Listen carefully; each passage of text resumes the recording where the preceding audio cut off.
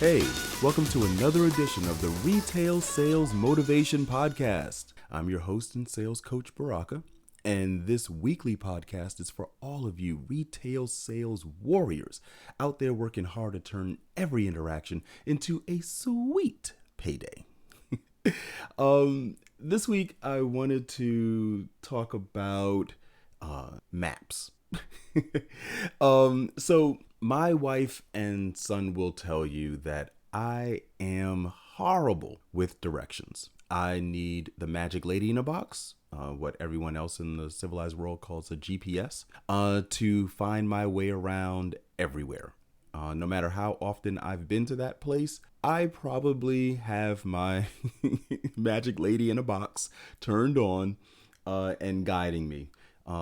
A lot of times it's because it's just comforting to, know that I have a tool in case I'm, maybe listening to an audio book or something, or just otherwise kind of zoned out and maybe an automatic pilot. And it's going to, steer me in the right direction. I am very much looking forward to buying a self-driving Tesla one day so that I no longer have this problem. I can completely outsource all of my navigation needs and driving concerns to a magic lady in a box who will truly, truly get me where I need to go. But anyway, so I will tell you that like the lack of navigation and the automatic pilot has been a problem in the past. There was a time when many years ago, we had just moved to Richmond from New York, and I was on my way to work. I was at the time working three different jobs, and also no. I was working two jobs then. I was working two jobs and going to school full time. And so I was not really getting a ton of sleep. We had our baby was not yet a year old, was just a few months old at that point, like maybe 7 months, 8 months. And so I'm driving to work. I'm in automatic pilot and I'm just going. And it wasn't until I was like maybe halfway there. Mind you, I'd already gotten on the toll road and everything. And I was maybe halfway there and I realized, oh my God, think I'm going in the wrong direction. And then I had the thought, where am I going? Like, I didn't know what day it was. I knew what time it was because the clock of my car was telling me, but otherwise I didn't know what was happening. And I started to panic a bit, like, okay, what's going on? And I called my wife, woke her up, hey, where am I supposed to be going right now? Fortunately, I was going in the right direction. I was heading to the correct job. But yeah, I don't know if you've ever had that moment of panic where you realize that you were kind of zoned out and your hands and feet were driving you and you weren't really paying attention. But yeah, that was that moment for me. And my wife, on the other hand, is the exact opposite. And my son, thankfully, inherited my wife's sense of direction. So they never get lost, it seems. And while my son, I'm not quite sure if he just maybe has an inherent sense of where north, south, east, and west are. But I do not. And my wife, I don't know that she has the north, south, east, west, but she probably does. But for her, it's real fun driving with her because she's a foodie. And so she knows everywhere she's at because there is some restaurant that she's been to or knows about in that area. No matter where we are, I swear, no matter where we are in the country, it feels like she knows, oh, there's this restaurant over here. I know where I am. There's this restaurant down this street. It's pretty hysterical. And she can navigate her way around any area just because she knows the landmarks, right? She has a sense of, okay, these are the guideposts for, okay, if I'm going to this restaurant, then I know what part of town I'm in. I know where the highways are. I know where the roads are. Okay, boom, I can get me home, work, wherever she's going, based on that. I don't have that skill. And, I don't know. I guess in my own feeble defense, I was born and raised in Harlem, New York, which is on the island of Manhattan. And Manhattan, New York is laid out in a grid. It's intensely logical, north to south, east to west.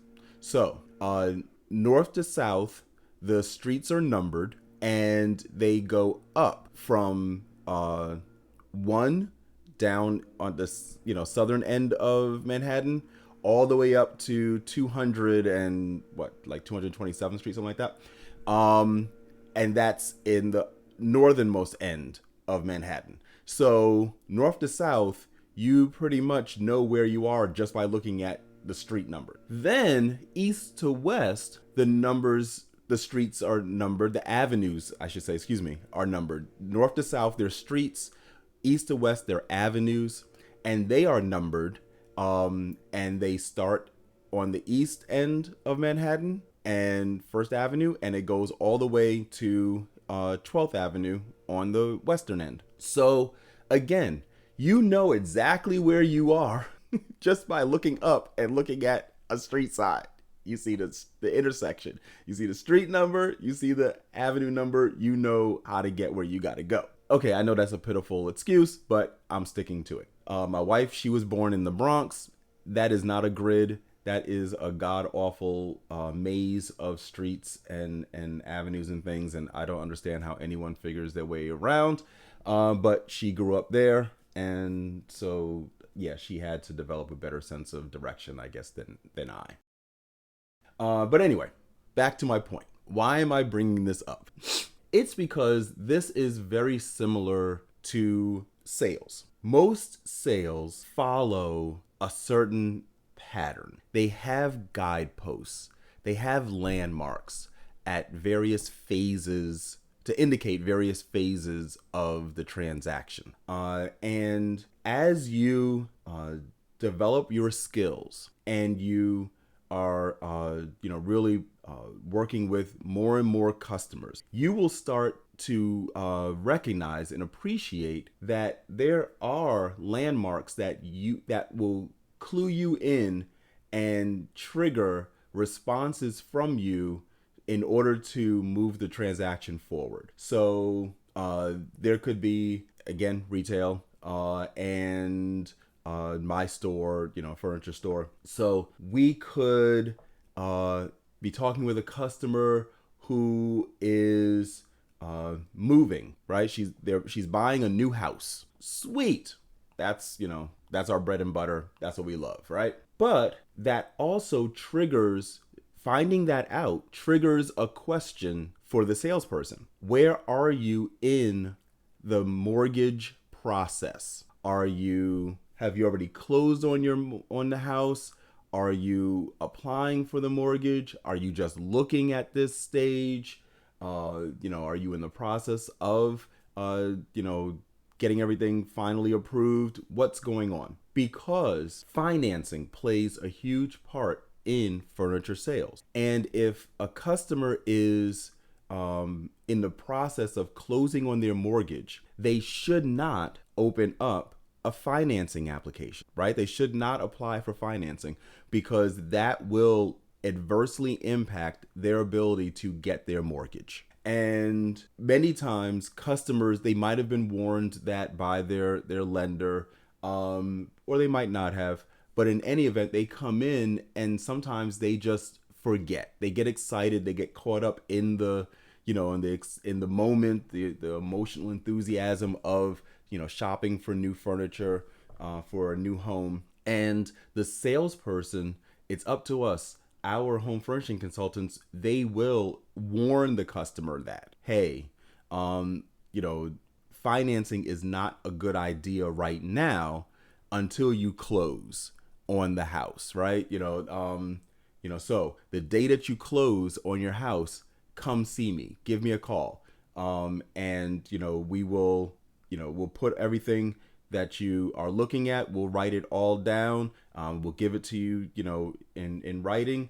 And it'll lock the prices for, for our company, 14 days. And this way, what you're, looking for, but you're not going to jeopardize the purchase of your home. That landmark, right? It's small, but it has a major impact, because what that tells the salesperson is this person may not be finalizing today, and that's okay.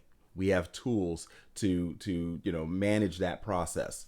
But hey, we need to know that up front, right? That's part of the qualification part of the process, right? So we need to know where they're at in that process.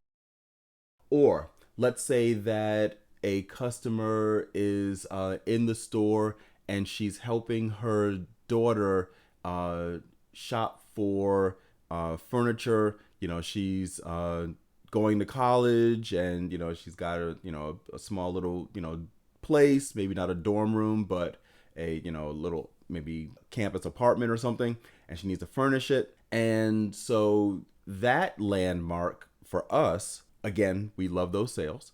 That landmark for us, though, tells us that, hey, this customer might be in a position to start downsizing, or not downsizing, I should say, but potentially changing out the furniture in the daughter's room, right? Getting rid of that bedroom furniture and maybe turning that room into something else. So, hey, what are you thinking about in that room? Let's start looking for furniture for that room to accomplish whatever it is that you're, trying to turn that into. These are landmarks, right? And what that does is it's a landmark that signals to the salesperson that, hey, while after we finish with the daughter, I now have another transaction that could possibly be occurring with this sale. So it's not just about the daughter's needs, it's also going to be about mom and dad's needs. So after we're done with the daughter, let me pivot to the mom and dad. This is, again, if you're astute and you recognize the landmarks, right, as you're going along, driving through the transaction, then okay, this is what I need to do next. This is what I need to do next. This is the next turn I need to make, to put it back into the navigation metaphor. I know I totally beat that horse to death, but you get my point. So hey, as you're working through your transactions and conversations with your customers, try to pinpoint the pattern. This is when a customer is going to be looking to finalize. Okay, this is when a customer is going to be open to some more suggestions. This is when a customer is maybe in a rush and I need to expedite this transaction. This is when a customer is signaling that yes, they are open to me really just spending as much time with them as possible in order to maximize this sale. You need to recognize the landmarks, and that will help guide you to more success in your transactions. And that can make the difference between a no sale, a small sale, and a huge sale. That's it.